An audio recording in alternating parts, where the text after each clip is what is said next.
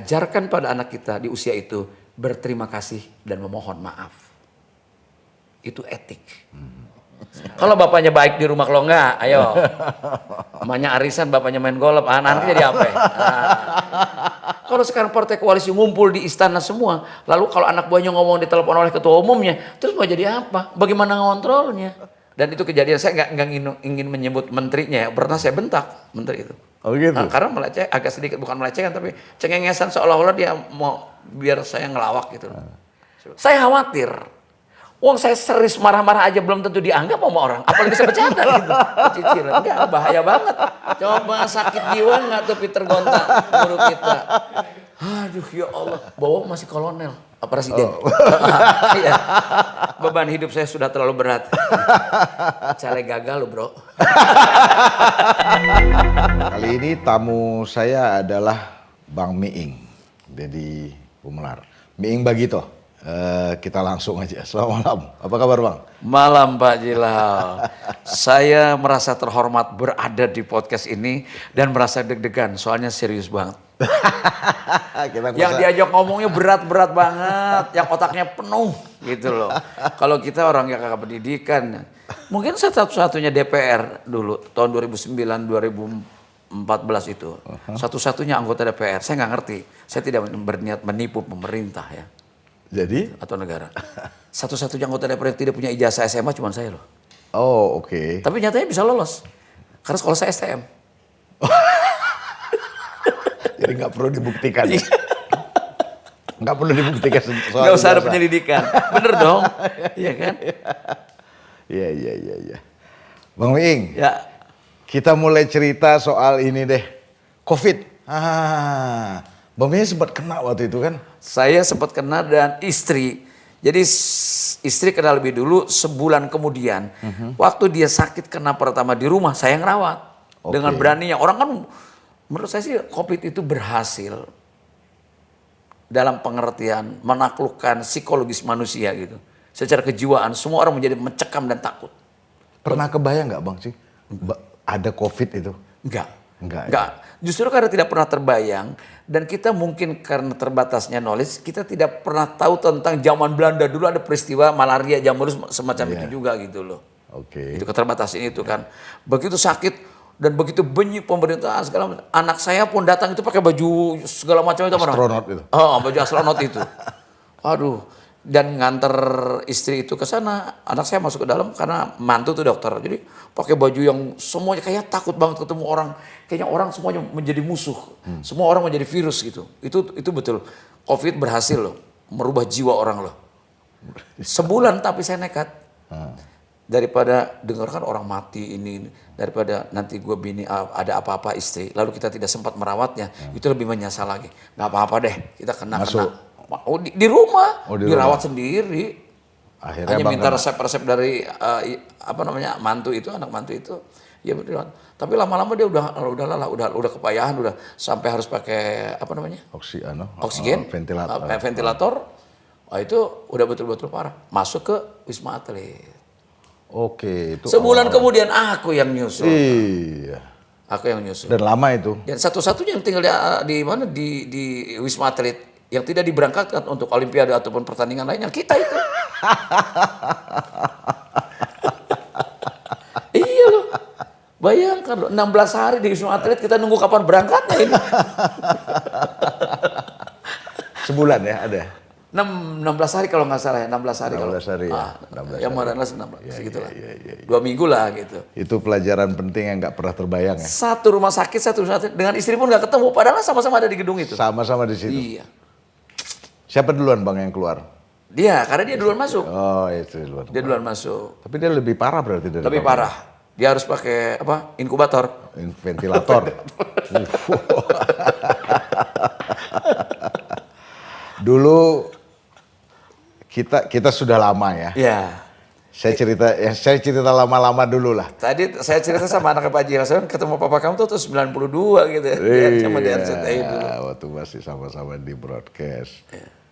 Tapi ada satu cerita yang menarik ini. Yang mungkin perlu diulang sedikit. Masih ingat waktu kasus Gus Dur dulu? Ya. Itu kita Bagito siaran di Indosiar ya. Gebiar BCA dulu. Masih Gebiar BCA ya. Ya. Mungkin saya ceritain sedikit.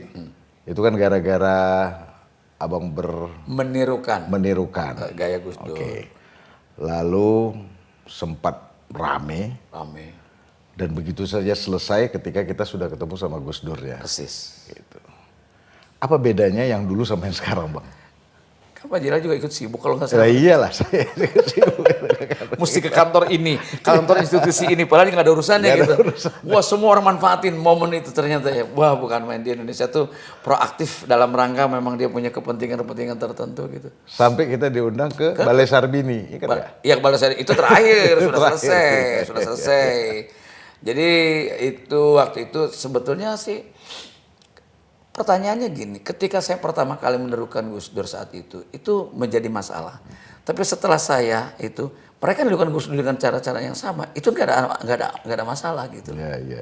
Jadi mungkin saya dan Bagito dalam konteks keindonesiaan mungkin agak terlalu jauh melompat pikiran kita. Sebetulnya saya ngeledek Pak Amin Rais itu. Oh gitu. Waktu itu ngeledek dalam pengertian kan Pak Amin yang menjadikan Gus Dur. Karena sesuainya kalau kita mau menurut pada undang-undang kan tidak bisa dong. Harus sehat jasmani dan rohani ya gitu loh. Nah itu saya bilang ya ini yang kau yang mahir. Saya sebetulnya ngeledek MPR bukan Pak Amin Rais. MPR pada saat itu. MPR yang mengangkat. MPR yang mengangkat waktu itu gitu. Tapi ternyata pikiran kita yang lompat itu tidak bareng dengan persepsi publik yang ada yang menonton. Tapi waktu itu belum ada undang-undang ITE ya? Belum ada. Kalau kira-kira ada undang-undang ITE kena nggak itu, Bang? Ya, kenapa? Bisa dipakai nggak itu undang-undang? Enggak dong, itu kan deliknya delik aduan kan. Oh, ada prosedur karena tidak. Sampai saya telepon Pak Nugroho Jayusman Kapolda, saking saya udah dapat ancaman sana sini, saya minta diamankan ke Polda. Pak Nugroho Jayusman bilang, gua nih polisi, penegak hukum. Kalau nggak selama gua nonton lu. Itu delik aduan, selama tidak ada yang mengadu merasa dirugikan, ngapain gua nangkap lu? Gitu. Nah, akhirnya ya selesainya apa? Ya berusaha untuk cari akses ke istana. Dan itu Gus Dur pada saat itu baru 4 hari jadi presiden kan sebetulnya. Nah sementara yang lain saya telepon Pak Wiranto, Pak Alwi Shihab, semuanya lagi nyusun kabinet, lagi sibuk betul. Ketemu dengan Pak Yusuf Kalla tuh, baru mau jadi menteri Pak Yusuf Kalla tuh. Pak Miin kita pokoknya harus sabar lah, tenang. Pak Yusuf Kalla saya bilang kita ini sama-sama dipanggil presiden dengan kasus yang berbeda. Yang bahagia ini yang sedih.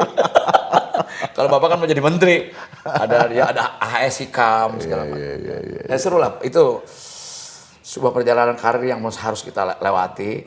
Dan untuk urusan-urusan dengan yang irisannya agak tipis dengan kecelakaan dalam konteks negara, mungkin kita sih ya agak nakal dulunya. RCTI juga begitu, Pak Yudhila tahu kan? Ya itulah. Alah. Kalau soal lucu mungkin semua pelawak bisa lucu, tapi saat itu si Nyali mungkin kita agak di depan tuh. Gitu ya. Tapi kalau sekarang kayaknya lebih berani-berani itu, Bang. Gini. Di podcast itu. Ya, kalau saya lihat gini Pak, kalau dulu itu suasana Orde Baru itu ibarat kita ada orang berbisik di tengah keheningan malam, itu akan terdengar. Gitu. Ya. Kalau sekarang itu orang ibarat berteriak di pinggir pantai, berebut dengan suara ombak. Begitu banyak yang berteriak sehingga orang tidak terlalu. Dan satir. Ini antara ngelawak Mas Sastra tipis-tipis di beda. Iya. Jadi satire atau kritik sosial yang bernilai itu justru dalam paradigma ketakutan. I see. Siapa itu yang muncul? Iwan Fals, Rianti Harno. Kalau Esrenda jangan dibahas dari zaman dulu, zaman Bung Karno atau sudah aktivis kan, gitu. Senior lah itu. Tapi dalam konteks yang mudah-mudahan pelawaknya mungkin diantaranya kita yang agak. Dan kami itu kalau siaran radio itu setiap bulan itu wajib lapor ke Kodam. Jadi rekaman radio itu diperiksa. Ini maksudnya apa? Kita harus menjelaskan dulu tuh, di Pemdam itu. Kodam apa Laksus loh? Laksus Daja itu di Kodam. Laksus Daja. Di Cililita itu namanya Laksus Daja. Kita bertiga dia jajar deh radio di setel sama dia cek di kasetnya. Ya oke ini. Siaran dipantau tuh kita. Bisa kayak begitu dulu. Artinya apa? Bahwa kalau Bagito dulu populer karena satir, karena kritik sosial, karena berani melalui kecerdasannya, itu karena suasana memang mencekam Pak. Dalam paradigma ketakutan. Kalau sekarang kan mohon maaf ya, orang memaki meledek presiden pun kan biasa saja. Jadi sekarang ini kan ibarat orang berteriak di pinggir pantai berebut dengan ombak. Gak ada yang fokus suara. Coba kalau tengah malam dalam keheningan malam ada jarum jatuh pun orang akan mendengar suara itu. Gitu ya. Jadi kita ngomong gini aja gitu langsung. Itu Satu kejadian misalnya begini. Fenomena itu kan Pak Jilal tahu dong. Pada saat Orde Baru kan banyak sekali masyarakat yang dalam tanda kutip dirugikan tanahnya. Dibeli, dibayar, nggak dibeli, diambil. Untuk lapangan golf misalnya. Nah, si Miing ini jadi tukang sayur. Lagi motongin kangkung di kebun sayur. Dan bola golf tuh. Itu persis adegan saya itu. Ini apa? Waduh, ini mainan orang kaya ini. Simpan di kardus. Motong lagi, dapat lagi. Sampai 3 bola baru ngomong terakhir. Waduh, udah 3 bola nih gue dapat. Kalau udah 3 bola, wah, kebun kangkung gua besok habis nih. Gitu doang, ditelepon langsung. Maksud lu apa gitu. itu yang jarum jatuh tadi ya. Nah, itu jarum jatuh itu. Iya, jadi gitu loh. Jadi terutama buat generasi-generasi yang Gen Z nih ya, yang mungkin agak sedikit tidak memantau masa lalu kita itu, ya peristiwa kita sampai sekarang seperti itu. Dulu itu saya lebih tidak sevulgar sekarang loh. Anak-anak tuh berani vulgar loh kata-kata. Bahkan ngomong alat kelamin aja berani anak-anak di podcast saya lihat gitu. Ini kita tuh enggak. Lebih pada persuasif kita mengkritisi itu. Iya. Betul nggak? Dulu bagi itu tuh agak lebih nggak seberani itu. Kalau itu pun sudah dianggap berani. Kalau banyak rambu-rambu memang gitu bang. Iya. Ya. Kalau nggak ada rambu-rambu jadi keluarin semuanya gitu. Dan itu terpuaskan sambil stres ketika puncaknya kita diminta oleh Ibu Tin untuk mengisi acara Hari Ibu di depan Presiden Soeharto. Oh. Yang kita ketakutan justru di depannya kita ngelakukan, bayang nggak coba itu? Ya kan? Ini berbagi sebelum ngomongin yang berat-berat ya. Mudah-mudahan sih nggak nanya yang berat-berat nih. Ini udah berat soalnya. Bayangkan Pak Jilal, satu ketika jam 11 malam saya ditelepon oleh Pak Suryadi Sudirja. Beliau itu Gubernur DKI Jakarta pada saat itu. Menteri Dalam Negeri Pak Yogi S. Memet. Masih ingat ya? Ming, di mana kamu? Di rumah Pak, Kadio, ada orang Banten beliau. Siap Pak Gubernur, ada apa? Kebayang dong dipanggil Gubernur, proyek ini. Karena kan gak punya urusan. Tapi apa mungkin Gubernur ngasih proyek sama gue gitu kan. Jalan lah. Sampai ke rumahnya beliau di rumah dinas di Surapati. Dikasih buku segini. Setumpukin buku PKK. PKK? Yang urusan ibu-ibu itu loh. Tentang Ini posyandu. orang-orang banyak yang gak tahu deh. PKK, Iya. pendidikan. Bukan pendidikan, apa sih? Aduh, jadi buat ibu-ibu lah itu ya. Buat PKK ibu-ibu itu loh. Ya. Jadi itu buku bangsa ibu hamil lah, kematian ibu anak lah segala macam lah, posyandu lah segala macam. Kalau sekarang stunting mungkin. Pendidikan kesejahteraan keluarga. Ya, lah, betul ya, gitu. Yang dilaksanakan oleh kelurahan biasanya gitu di tingkat kelurahan. Nah itu suruh baca. Loh, buat apa? Pakai bahasa Sunda dia, saya terjemahkan dalam bahasa Indonesia. Kamu diminta menghibur, melawak di depan Presiden Soeharto. Langsung nih rambut pada berdiri, walaupun nggak pakai gel, langsung kencang gitu. Wah, masa sih Pak? Iya, panitianya Ibu kata, Ibu Suryadi. Ketuanya Ibu Yogi, Menteri Dalam Negeri. Oke Pak, siap, saya siapkan bahan tentang Hari Ibu. Oke, Hari Ibu, kita cari dong materi, riset lah tentang ibu-ibu. Seminggu kemudian ditelepon oleh panitia, oleh asistennya Ibu Suri, dibatalkan. Oh nggak jadi? Nggak jadi katanya. Ya, karena tidak diperkenankan oleh protokol, oleh Sekneg, karena mereka tahu Bagito itu suka nakal. Itu sudah Bagito di RCTI ya? Sudah ya? Sudah 96 Pak itu. Ya oke. Ya. Jadi 2 tahun kemudian kan jatuh. Jadi di telepon itu batal. Alhamdulillah, tenang kita kan. Tenang. Saya siaran, ada telepon ke kantor. Kita kan belum punya handphone waktu itu. Telepon. Ya Pak, udah cepetan minta lagu apa? Gue lagi siaran, bentar lagi masuk nih gitu. Enggak, saya tidak minta lagu. Enggak, ini jangan bercanda. Ini habis nih lagu. Saya mesti masuk, mesti ngomong nih. Mesti dialog nih. Saudara Mi, iya, yang saudara-saudara Mi mau minta lagu aja, gue kirim nih, gue sebutin siapa namanya di mana gitu. Orang jam siaran, orang ngirim lagu kok lagi siaran kita itu. Kami dari protokol Presiden di Seknek gini nih. Wah, ambil kertas pokoknya. Nanti Anda akan melawak tanggal sekian. Waduh, saya nggak tahu Pak, jadi apa enggak? Jadi gini, nggak boleh ini. Waduh, kalau gitu saya pidato aja Pak. Terserah saudara menerjemahkannya, gitu loh. Kacau nggak tuh? kan nyut-nyut. Siaran tuh kacau Pak, stres saya. Oh siaran jalan terus ya? Jalan terus. Jalan terus, oke. Akhirnya telepon lagi Ibu Suryadi Sudirja itu. Bahwa ternyata Ibu Suryadi dengan Ibu Yogi S. Mehmet datang ke Pak Dabutin melaporkan bahwa Pak Bagito tidak bisa. Hanya pembacaan puisi putrinya Ibu Tuti Alawiyah. Dan tarian dari Taman Mini. Cuma 3 acaranya. Jadi Bagitonya di take down, dibatalkan gitu loh. Kenapa? Kata Butin gitu. Karena menurut dari protokol Bagito itu kan di RCTI suka nakal, kalau melawak takutnya ya slip lah, takut salah bicara di depan presiden tidak baik. Enggak Pak, orang itu anak-anak itu baik kok, aku tahu. Butin, siapa yang berani ngelawan Butin, ayo? Siapa coba? Kata Butin enggak apa-apa, aku mau itu. Jadi lagi, wah stres lagi gitu. Sampai hari hanya kejadian dong, udah oke, jadi nih, udah jadi. Bertiga tuh ya, sama Didin, Unang ya. Saya, Didin, Unang. Didin pakai jadi anak kota metropolitan, pakai tangan ke meja digulung, pakai dasi, miing udah dari rumah nih, dari mobil udah pakai pakaian, pakai peci, pakai baju Betawi. Persis Betawi lah pokoknya, pakai pangsi gitu. Unang kan dia jadi kardiman orang Jawa, bawa keris, di detektor itu nggak boleh masuk. Itu saudara membawa senjata tajam kata Pas Pampres. Unang sok ngetop banget Unang itu waktu itu. Ya Bapak masa nggak tahu saya. Saya ini kan mau jadi orang Jawa, mau ngelawak Pak di depan presiden loh Pak. Dia nggak tahu nih. Si Unang nggak tahu ini Pas Pampres. Ya kan? Saya kan mau ngelawak Pak. Kenapa sampai keris? Karena saya jadi orang Jawa. Kalau pakai silet kekecilan. Jangan bergurau saudara. Nggak bisa. Unang nggak bisa masuk. Saya doang udah nunggu, kayak kita di di imigrasi di luar negeri lah gitu ya. Kan nggak bisa nolongin orang ya di imigrasi itu. Atau di custom misalnya gitu, nggak bisa. Oke, kita nunggu di dalam tuh berdua sama Didin berdua. Unang dijemput sama Bu Yogi sama Bu Suryadi baru bisa masuk. Baru bisa masuk. Itu kejadian. Kerisnya lewat juga artinya. Nah, kita nunggu di belakang nih. Nunggu di belakang, ruangannya nunggu di belakang panggung itu namanya ruangan escape. Kalau ada apa presiden dilarikan lewat situ. Yang jaga Pak Sapri Samsudin.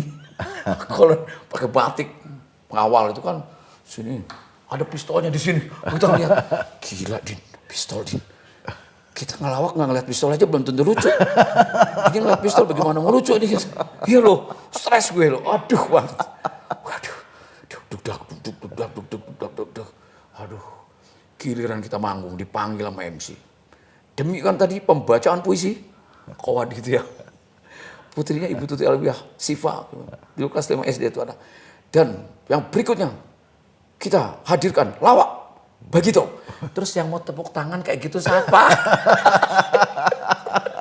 Gue bilang nih, waduh MC berpengaruh juga nih. Pak, nilalahnya kalau orang Jawa bilang kebetulan. Kita nggak ngerti yang datang tuh siapa aja. Pikir Pak Presiden, Wakil Presiden dan Ibu, para menteri, duta besar. Yang kelihatan cuma itu dari gordeng gitu kan. Waktu Pak Harto sambutan, nang, Pak Presiden pidato, lu dengerin beliau ngomong apa? Coba buat bahan kita. Unang lihat ini. Si pengawal satu cengkeweng ini. Dek, duduk dek. Apa nggak nyut-nyutan gue digituin coba? Nyut-nyutan loh Pak, digituin Pak. Itu kan tidak lihat meneror, tapi kan psikologi kita tahu dia pengawal. Kalau mungkin cuma pakai batik doang nggak ngeliat pistol, mungkin kita nggak apa-apa. Asli itu. Asli Pak Jilal, bener saya tuh. Udah, Didin sama Unang. Di senario kita, Din, lu yang pertama, gue yang kedua. Lu ngomong ini. Didin nyerah. Dad, manggilnya Daddy. Dad, gue nggak main nggak apa-apa deh. Dad, boleh nggak nunggu? Gue nunggu di mobil kata Unang. Gue nggak dapat honor nggak apa-apa. Belum tentu dibayar juga loh. Ini kita lagi disiksa ini. Itu asli. Mungkin anak-anak yang sekarang gadget ya putranya Pak Jil nggak bisa mentertawakan kita karena tidak tahu suasananya. Suasana itu adik-adik untuk gadget itu saat itu mencekam secara nasional. Bukan hanya karena begitu. Kita dengar Pak Harto aja kita takut dulu itu gitu loh. Takut salah ngomong ya. Gitu loh. Bener. Jadi itu betul-betul sesuatu yang selama karir itu siksaan terberat itulah. Dan itu ujian dari Allah gitu loh. Saya tidak pernah menyesal jadi pelawak kecuali hari itu. Bener loh. Kecuali hari itu Pak. Bener. Udah itu. Kan kita paling tua. Udah kata Unang, lihat kalau lu lucu sendirian, lu nggak usah manggil gue, pokoknya gue. Unang urusannya bayaran, gue nggak dapat duit nggak apa, lu kira mau dapat duit gue. Yang penting selamat aja dulu kita, udah. Tapi dilalahnya Tuhan memberikan pertolongan bagi kita. Begitu muncul, kan begitu tahun itu lagi ngetop banget. Iya. Ternyata penontonnya di balkon itu, di balai sidang, Pak. Suster teladan, bidan teladan, kan teladan-teladan tuh, dikumpulin tuh. Iya. Dosen teladan, dokter teladan, pelajar teladan, semua teladan. Begitu muncul gitu, wah, kita cuekin Pak Harto. Wah, lari-larian gitu. Sok ngetop aja udah kita gitu, wah, udah lari-larian. Udah gur tuh, udah dapat modal dong, modal sosial dong. Modal kita udah kuat nih. Pede lain lagi ya. Pede. Pak Harto sampai begini, ambil sapu tangan yang bersihin kacamata apa gitu, ketawa dia. Butin saya lihat 2 kali tuh jatuh tuh kerudungnya bawah, betulin lagi. Waduh. Begitu. Yang terhormat Bapak Presiden bersama Ibu Negara. Kayak sambutan gitu. Bapak Trisutrisno, Bapak Wakil Presiden beserta Ibu Trisutrisno. Bapak para menteri, para duta besar yang terhormat, mohon izin Pak Presiden, saya boleh menghibur di sini.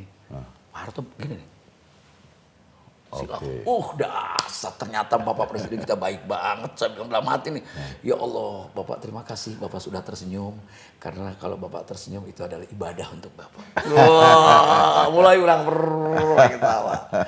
Apalagi kalau Bapak berkenan tertawa, itu amal jariah untuk Bapak. Tambah lagi denger. Sebab Bapak kalau saya bicara di sini Bapak diam saja, kanan kiri Bapak tidak berani apa-apa. Begitu Pak Harto ketawa, begitu lolos baru kita langsung digas. Langsung kita gaspol. Bapak kenalkan saya Miing Pak. Ya saya putra Betawi yang populasinya tinggal sedikit. Kegeser Pak atas nama pembangunan. Itu begitu atas nama pembangunan ada 2 orang di sana yang gini, siapakah? Gubernur dan Menteri Dalam Negeri. Ini bahaya nih, gitu kan?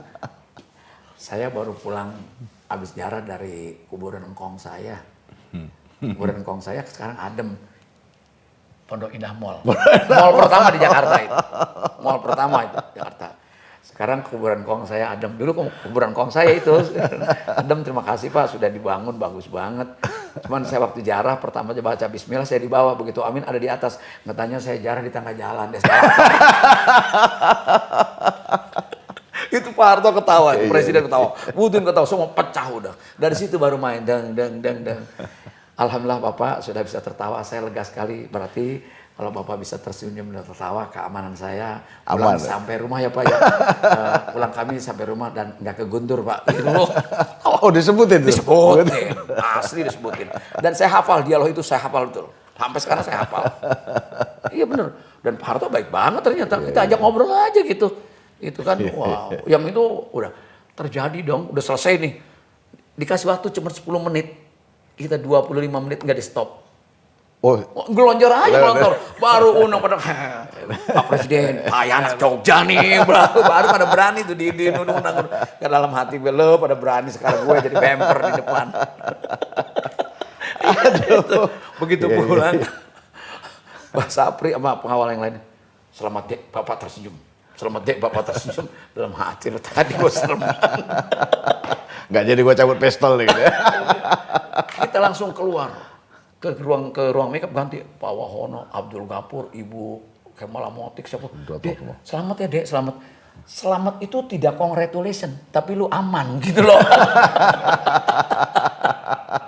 Jadi saya mau ceritakan pengalaman betapa suasana pada saat itu, suasana kejiwaan kita, ya kan? Suasana psikologis kita. Kalau berhadapan dengan suasana ini, berarti sama-sama dengan problemnya dengan kita, kan takut kita. Main teater tapi takut, kayak, baca puisi takut. Mungkin dikondisikan juga suasananya seperti itu sehingga saya nggak tahu ketika ngalamin tidak begitu toh. Iya. Dan itu memang di antara perjalanan hidup dan mati, pokoknya ya to be or not to be, nggak bisa kita mundur gitu. Udah dong, udah keluar langsung di tengah-tengah depan balai sidang tuh dengan disaksikan matahari yang begitu terik jam 12 malam siang itu. Kita kayak orang main poli gini, tangan tubuh din. Kita berjanji nggak mau nerima order lagi dari pemerintah yang menakutkan kita. Yes, jalan ke mobil. Orang Paming, Paming. Ajudan, teriak lari-larian. Paming, honornya ketinggalan. Kebayang nggak? Honor kita 17.500.000 tahun itu, dan dolarnya 1.200. Di bawah digulung koran, nggak tahu dari mana, pokoknya kasihin ke kita aja. Gitu loh. Oh cash waktu itu ya? Kita nggak ngemikirin bahwa kita ngambil duit di mana, nggak ngerti pokoknya. Yang penting kita nggak ditangkap aja udah bagus juga kita aja. Bener asli. Iya.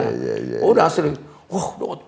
Itu dari pagi Pak, baru ketemu makan, baru nagih nih, lapar. Ke Soto Madun itu, Betawi Jalan Barito. Makan kita sampai 2 porsi. Wow, cerita jalan kaki dari situ ke Pakbono, ke radio gitu jalan. Baru bawa duit gembolan, nggak bawa tas kan gitu. Kalau ditodong orang, gimana gue? Itu kejadian lucu. Dan udah kita kapok, nggak mau lagi terima. Apa yang terjadi? 2 minggu kemudian, Peter Gonta telepon, halo Peter, ya, di mana lo? Di radio. Ntar malam ada acara nggak? Malam minggu. Nggak ada, kebetulan pas kosong. Makan malam sama gue. Di mana? Grand Hyatt ya. Pakai batik. Hah? Makan malam pakai batik? Iya kan di hotel. Oke. Mau undang sama Didin ya? Iya oke. Berangkat. Dia udah nunggu loh di lobi, di apa tukang mobil itu apa namanya tuh? Vale. Oke. Di situ. Kok nyetir sendiri? Udah lo. Dia nyetir, saya sudah di sini. Undang di belakang. Begitu duduk, jalan, dia ngelemparin amplop, map, plak gitu.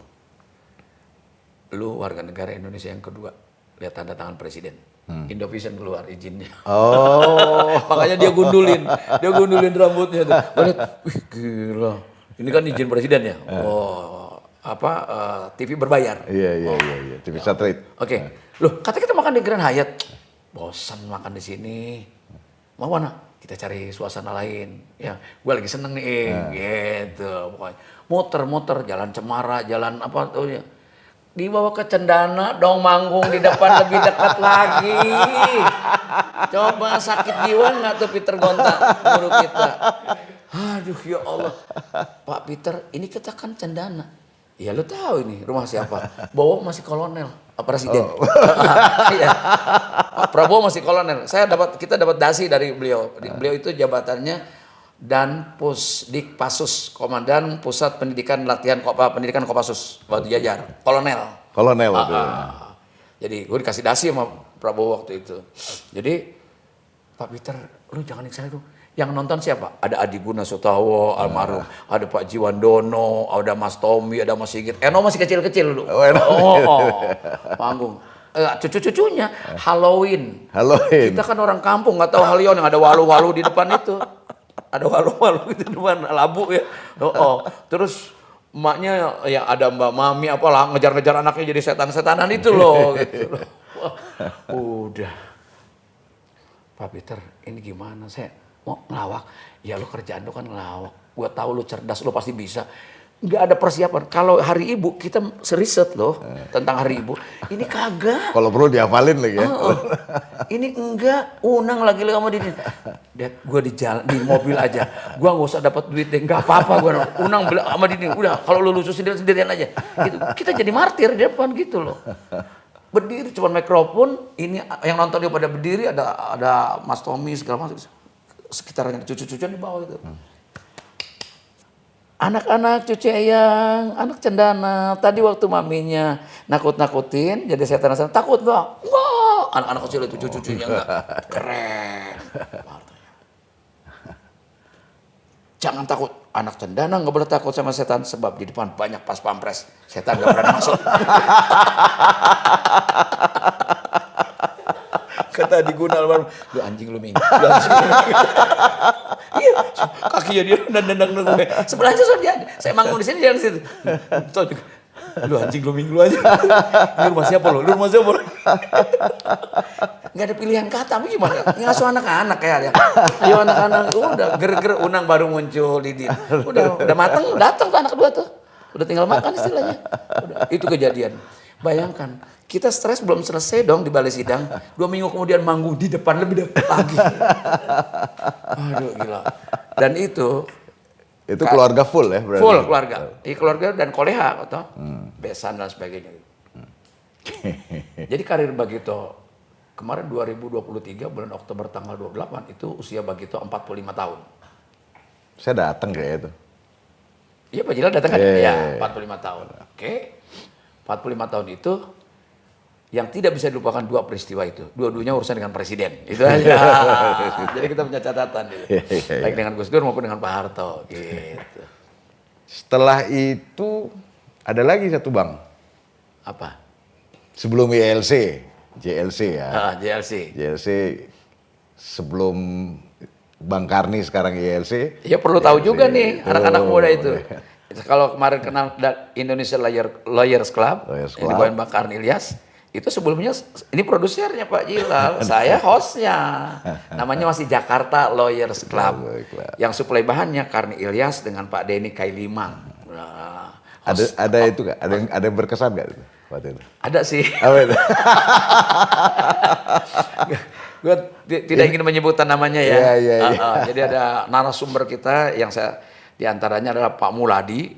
Waktu itu kalau nggak salah Menteri Kehakiman ya? Atau belum? Ya, Menteri Kehakiman. Apa guru besar? Masih guru Menteri besar? Kehakiman. Udah Menteri Kehakiman tahu itu. Lalu ada satu profesor ahli hukum laut internasional di make up bareng. Beliau itu wajar nggak tahu mungkin tidak pernah nonton lawak, apa sih nonton profesor kan nggak mungkin nonton lawak gitu kan. Saya di make up di sini, dia di make up di sini gitu. Terus nanya ke produsernya, ini kita nanti hostnya siapa? Miing Pak. Miing mana? Itu hari-hari pertama kalau nggak salah Pak. Saya gantiin Pak Karni ya. Ya, episode kedua ya. Episode kedua. Episode kedua. Itu Miing Bagito itu. Hah? Yang pelawak itu? Yang pelawak? Waduh. Acara berat kayak gini, ini kan soal friksi atau apa namanya konflik perbatasan laut ya kalau nggak salah aja. Dia kan ahli hukum laut internasional gitu. Bagaimana bisa berantakan acara kita ini kayak gini? No? Jadi gurauan nggak bilang nggak bermutu tapi dia underestimate aja. Langsung drop lu kita mental waduh dia mau emang gua pantas digituin kok gitu cuman jangan gitu amat kali. Gitu. Udah dari situ tuh justru semangat juang muda kita waktu itu masih muda kan. Panas ya. Panas dong. Kita buktikan gitu ya. Bahwa laut-laut kita kan minimal pernah ke pantai. Masa laut cuman lautnya pantainya pantai domestik lokal. Yang paling Ancol misalnya atau Anyer gitu kan. Kalau kan bukan laut internasional ini. Jalan kan seperti biasa kan Pak Jilal kan selalu bilang Bang Ming opening dulu dengan kalau sekarang mas stand up tuh ya betul nggak? Saya prolog di depan ngejokes dulu tentang sesuatu yang komedian, yang komikal, yang ada hubungan dengan tema bahasan. Nah itu saya dulu cerita dulu, der baru ngomongin tema, undang narasumber gitu. Setelah acara, adik-adik itu profesor itu minta maaf ke saya. Pak Ming, saya minta maaf. Saya pikir Pak Ming nggak seperti ini gitu. Enggak pas saya tetap goblok. Kalau saya pintar jadi profesor kali, masa jadi pelawak. Bang, waktu di DPR kayak gini nggak Bang? Pas Enggak. lagi sidang-sidang. Justru itu. enggak. Kenapa enggak? Saya khawatir. Wong saya serius marah-marah aja belum tentu dianggap sama orang. Apalagi saya bercanda gitu. Cicilan. Enggak, bahaya banget. Tuh kan kerjaan Ming ngelawak doang. Bukan memperjuangkan rakyat atau membela atau menentang kebijakan yang tidak berpihak. Enggak, saya serius. Dan itu kejadian saya enggak ingin menyebut menterinya ya. Pernah saya bentak menteri itu. Oh gitu? Nah, karena agak sedikit bukan melecehkan tapi cengengesan seolah-olah dia mau biar saya ngelawak gitu. Saya bilang, Saudara Menteri, sekali lagi Anda mengatakan seperti itu. Saya minta saudara keluar. Gaya nggak gue itu? Ketawa dia malahan. Agak kaget ya. Gitu. Mulai wartawan gesein tripodnya tuh, krek. Ke muka kita semua tuh. Wah ini boleh nih. Baru tap. Enggak, waktu itu dia ngomong selalu, terutama untuk teman-teman anggota DPR yang baru ya. Ya, dia kan udah jadi menteri 2 kali gitu. Saya nggak suka bahwa dikotomi antara yang baru dengan yang lama seolah-olah yang baru tuh nggak tahu apa-apa. Saya bilang pekerjaan Bapak ini bukan berarti walaupun kami bukan anggota DPR, berarti tidak tahu. Justru kami memilih komisi itu karena tahu persoalan yang ini. Gitu. Sekali lagi Saudara Menteri menyampaikan bahwa orang baru, saya minta saudara untuk keluar. Gaya nggak? Ya, kita suapan segala macam perlengkapan payung hukumnya kan, undang-undang segala untuk membicarakan persoalan-persoalan ini gitu. Baru dari situ kita naik tuh. Jadi media-media formal kayak Kompas, Media Indonesia itu pasti lari ke saya tuh. Dari situ si Miing itu menjadi narasumber yang pernyataan politiknya selalu di-quote oleh media nasional. Jadi tidak bercanda lagi dong. Tahun 2012 saya pernah menjadi 12 besar dari 560 orang anggota DPR yang pernyataan politiknya selalu di-quote daily oleh. Kenapa nggak sambil ngejuk bang? Kenapa nggak sambil? Sometimes ada Pak, Ada sekali-kali, juga, ya, tapi ya. tidak menjadi utama buat saya. Kalau ada kontekstualnya bisa membuat pecah, kata saya bikin, tapi tidak berniat lalu kita ngelawak lalu substansinya belakangan. Enggak. Kadang-kadang kan Nggak, perlu gini. ya untuk mencairkan suasana tuh. Oke, saya paham betul itu. Akan tetapi saya tahu positioning kita. Image publik terhadap Miing adalah tetap lo mah pelawak. Ya sehebat apapun. Untuk repositioning image ini kan proses image building kan. Bagaimana mereposisi image pelawak menjadi seorang politician. Itu kan penting Pak. Sebab apa? Ini kan persoalan kredibilitas Pak. Iya dong. Iya. Kalau kita celengan terus bagaimana mau didengar? Kan ada juga pelawak di situ. Kalau kerjanya cuma ngelawak dong orang nggak nganggap juga. Ya, anggap juga ya. Iya gitu loh. Jadi saya serius. Di zaman abang tuh berapa orang artis ya? 17. 17 ya? Dari komedian ada? Ada. Ada berapa? Ada Ginanjar nggak salah ya? Enggak. Eko sama Komar.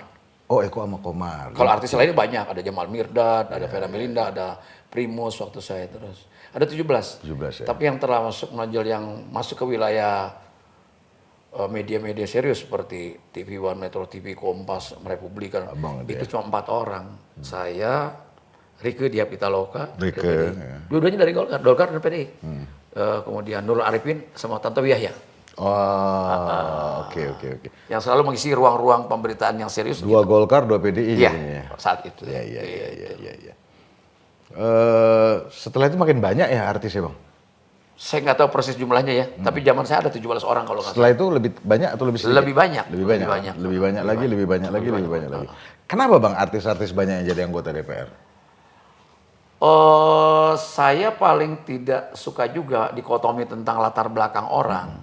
Pada dasarnya kan setiap warga negara berhak dipilih dan memilih.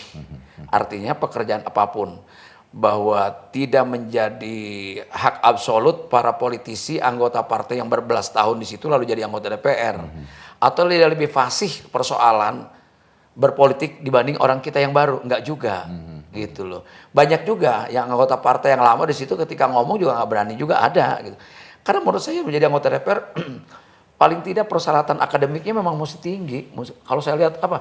Itu kan problem keseharian masyarakat yang harus datang di meja kita dan itu berganti setiap saat. Dan kita harus mampu memberikan solusi bagi mereka, paling tidak memberikan jawaban gitu.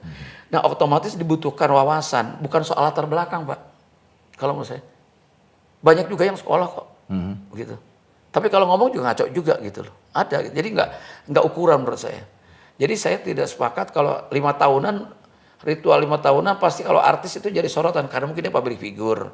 Lalu kedua dianggapnya lack knowledge lah. Ya nggak berpengetahuan ya karena tidak Nggak mesti sih, nggak mesti. Cuman maksudnya saya gini. Kenapa makin banyak? Ya, fenomena semakin banyak dan nggak ada masalah sih artis menjadi. Kalau saya ngeliat gini, Pak. Dulu banyak artis jadi anggota DPR nggak ada masalah, ya. Karena siapapun bisa menjadi wakil itu. Tapi persoalannya kok semakin besar di DPR itu. Mungkin saja, ini positif saja. Mungkin saja. Artis itu kan sebetulnya kalau dia memang kesehariannya bertemu dengan masyarakat, mungkin banyak persoalan-persoalan yang layak diperjuangkan. Mungkin ini positif kita loh, idealnya begitu idealnya.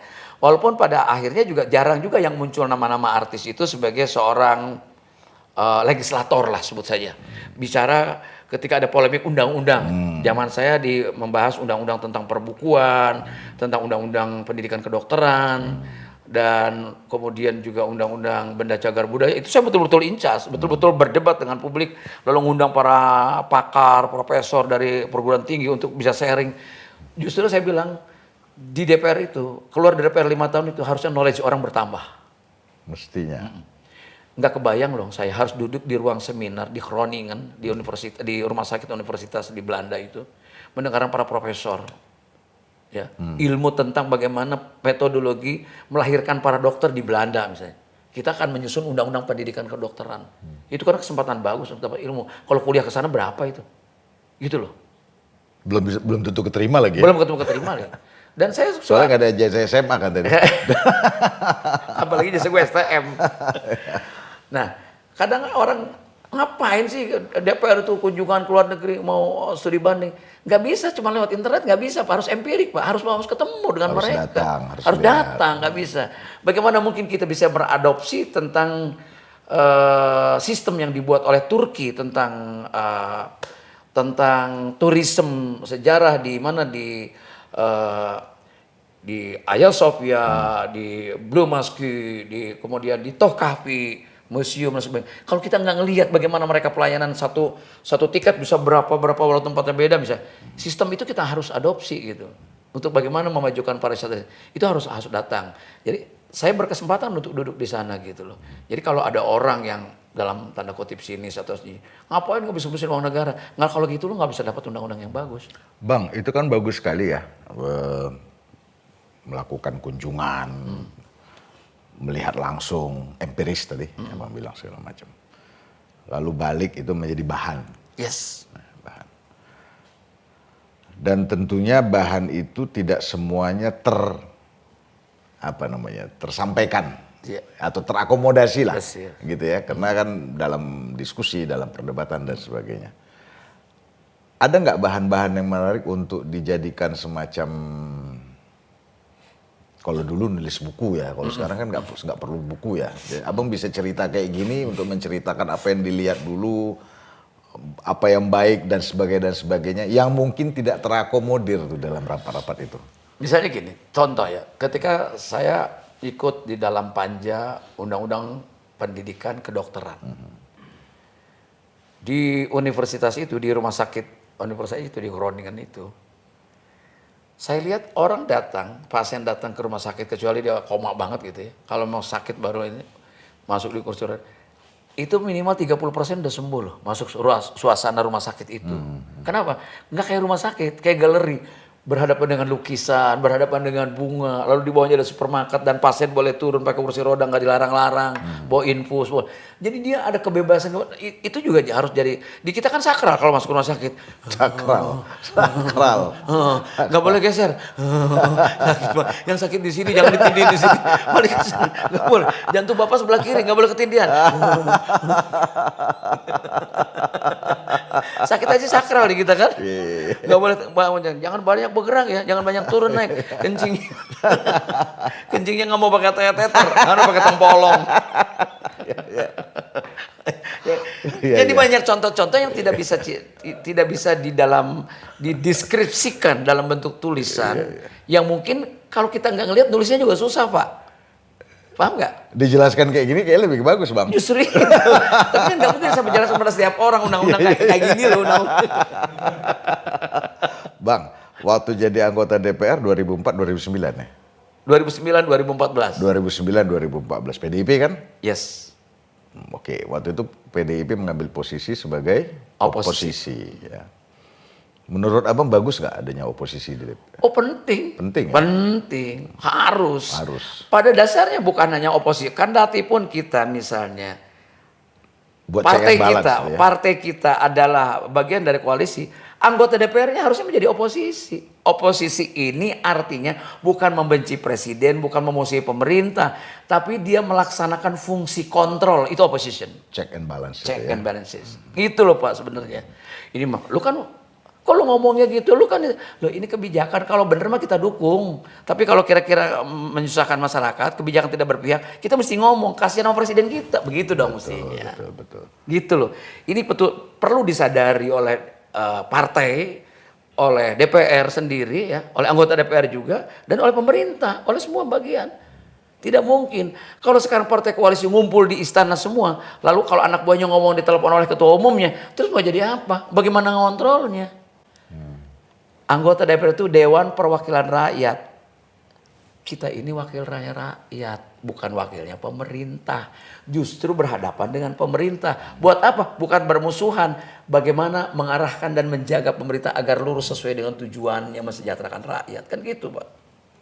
Sayang ya kalau misalnya pemahaman ini dimiliki lebih banyak. Iya. waktu kemarin kan PDIP yang berkuasa. Iya, Kenapa dia tidak membiarkan yang lainnya biar jadi oposisi ya? saya nggak bisa jawab. Abang kali nggak di situ. Kenapa? Nah sekarang kan kemungkinan kalau lihat dia dari hasil quick count dan hitungan ini, kalau Pak Prabowo jadi presiden lalu PDI Perjuangan kembali seperti 20 tahun yang lalu menjadi oposisi, saya kira akan bagus. Kan bagus ya. Akan bagus. Buat partainya sehat Ya. dan dia punya wibawa. Dan buat negara juga. Buat lebih negara sehat. jadi sehat juga. Artinya apa? Ada checks and balances itu. Jadi betul-betul bukan di situ fungsinya oposisi bukan meletakkan rasa dendam. Wah, karena gua kalah. Bukan itu. Ya. Saya yakin PDIP lebih dewasa lah dalam berpolitik. Saya sih berharap untuk jadi oposisi agar bisa mengontrol pemerintah gitu loh. Itu. Nggak mungkin dong semuanya. Berarti 2045 kita punya harapan lebih baik Iya. untuk dicapai periode emas, Indonesia emas. Ya Indonesia emas. Kalau oposisi ada. Ya, secara substansial politiknya itu. Tapi kan mereka mengatakan Indonesia emas itu karena ada bonus demografi. Lebih pada demografi artinya bahwa anak muda akan ngumpul di usaha produktif di tahun 45. Karena 100 Jangan tahun aja, salah. Bang. Tapi kalau sistem kehidupan politik dan negara kayak begini, mereka bisa jadi beban negara. Buat negara betul. Harus berubah. Dari mana? Saya pernah pengalaman 5 tahun di Komisi 10 bidang pendidikan. Mutlak menurut saya harus ada revolusi tentang sistem pendidikan nasional. Oke. Itu. Dari mana? Banyak yang menyimpang tentang filosofi pendidikan yang diajarkan oleh Revolusi, Bang. pendidikan. Iya dong, pergerakannya lebih cepat kalau revolusi. Kenapa Bang bilang revolusi? Ya, kalau biasa-biasa saja cukup lama waktunya. Kebijakan harus punya, pemerintah harus punya political will untuk bisa mengambil keputusan. Wah ini misalnya begini, anak-anak bagaimana mau berpikir hatinya menjadi bagus, akhlaknya jadi bagus, budi pekerti pelajaran tidak ada, balikin. Pelajaran agama seminggu cuma 2 jam, mana mungkin anak jadi soleh misalnya. Atau jadi baik dengan pelajaran agama 2 jam. Kalau ustadznya datang, kalau enggak. Ayo. Kalau bapaknya baik di rumah, kalau enggak, ayo. Emaknya arisan, bapaknya main golf, anak-anaknya jadi apa? Iya dong, nggak bisa kita Pak, hanya kita bisa bayar SPP di sekolah yang punya nama gitu, punya elit gitu, lalu kita menyerahkan bahwa kalau kita bayar SPP mahal, anak kita jadi soleh. No way, nggak ada. Everything begin at home, nggak bisa. Jadi pendidikan ini menurut saya mutlak. Jadi ada 2. Tapi pendidikan bukan hanya di sekolah kan berarti. Pendidikan itu kata besar Pak, umum. Berarti dia dari rumah juga harus Justru ada. rumah itulah madrasatun ula, kalau Ustadz bilang. Mati kita. Terus? Iya. Madrasah itu the first university is at home.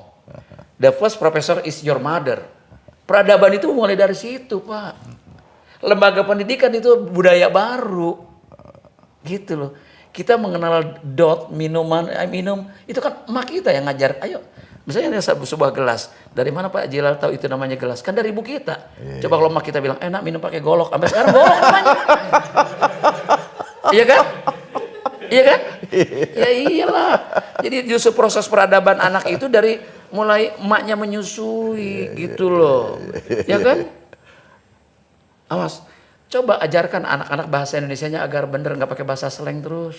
Ya kan? Kan sih lihat ibu-ibu muda betapa bangganya lihat anaknya di mall itu no. Bahasa Inggrisnya biar menonjol, betul nggak? Kalau dulu waktu kita kecil kalau jatuh di kampung astagfirullahaladzim. Kalau sekarang enggak, my God gitu kan. Iya nggak? Kalau anak sekarang kan kalau jatuh oh my God. Kalau dulu kita astagfirullahaladzim ya Allah. Diingatkan oleh Tuhan bahwa kita harus hati-hati kan gitu. Terus kan oh my God. No. Panggil anaknya. Misalnya, boy, no. Mungkin emaknya juga bisa no-nya doang itu gitu kan. Kita juga nggak tahu. Dari tadi baru dengeran emaknya no lagi. Oke, Bang, sebelum kita akhiri Bang ya. Iya. Ini kan zaman ya berubah total lah dibanding Ya. kita dulu ya. Saya belum lanjut tadi. Soal pendidikan tadi Oh, Pak boleh. Zilal, ya. Bahwa pendidikan itu bisa yang formal, bisa yang informal. Tapi yang dipesankan oleh Bapak pendidikan kita, Ki Hajar Dewantara, itu filosofinya kan 2 tujuannya. Pertama mencerdaskan bangsa, kedua membangun watak. Yang gagal yang kedua, Pak. Kenapa? Karena orang hanya berpacu dengan daya saing yang namanya kognitif. Bangga dengan juara Olimpiade Fisika. Oh bagus, Olimpiade Matematika. Tapi kemuliaan akhlak anak, moralitas anak, mulai dari etik, ya, value, tata nilai, tidak terbangun. Karena suasananya pun, lingkungan sekolahnya tidak membangun itu, gitu loh. Itu pekerjaan besar ya Bang? Sangat besar. Justru letak pendidik itu ada di sana.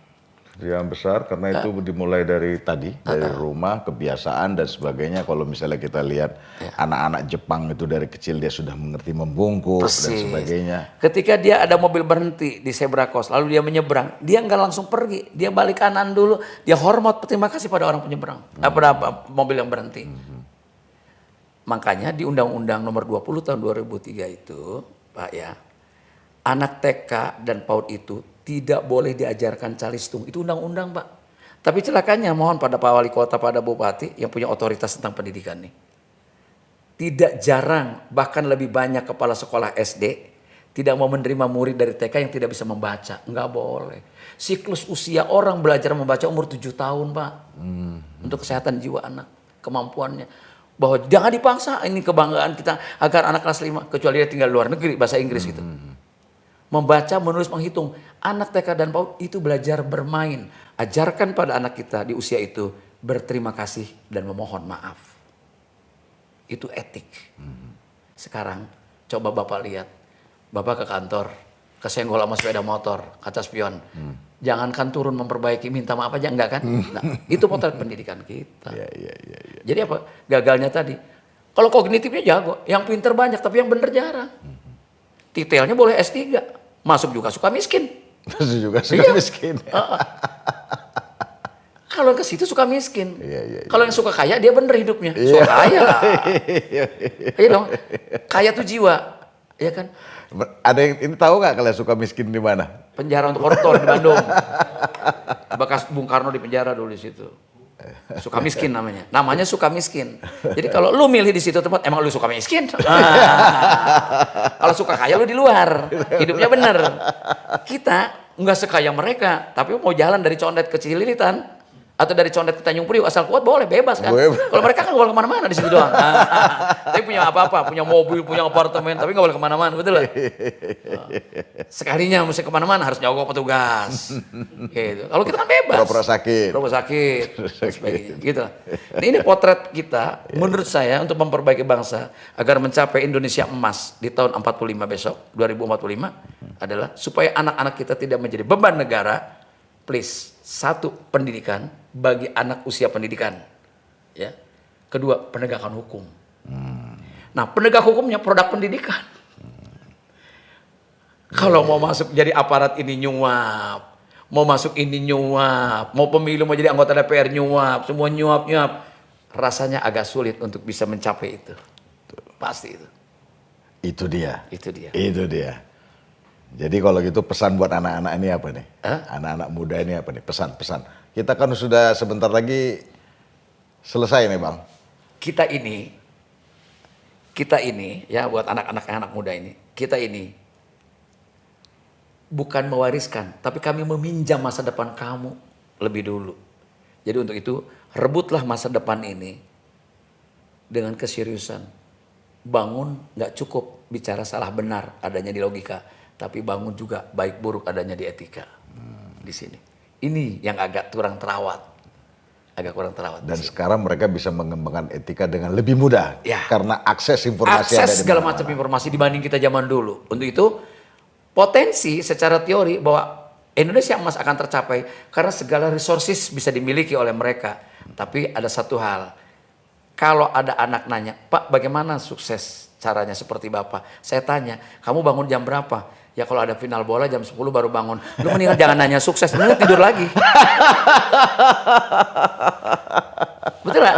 Jadi buat anak muda, buat Gen Z ya, bukan soal jam berapa kamu mulai tidur, tapi jam berapa kamu bangun. Itu yang menentukan kamu bagus. Gitu. Ya. Very nice. Oke. Terima kasih banyak. kita akan ketemu lagi. Iya. Terima kasih sekali lagi Dan Bang mohon maaf Bing. kalau materinya nggak seberat yang narasumber Memang Fajira yang tidak lain. usah diberat-beratin. Iya. Ini sangat berat soalnya Iya, yang iya, ini. betul. Karena beban hidup saya sudah terlalu berat. Caleg gagal loh bro. sayang banget. Ya. Pasti banyak jalan untuk berjuang. Oh iya, kalau itu Banyak jelas, berjuang. udah selesai kalau itu. Tapi satu hal, kalau selama ini kita untuk menjadi wakil rakyat pun harus menyuap rakyatnya, rasanya akal ini sudah kehilangan. Dah, itu dia paling benar. Terima kasih. Terima kasih. Sampai jumpa. Terima kasih semuanya.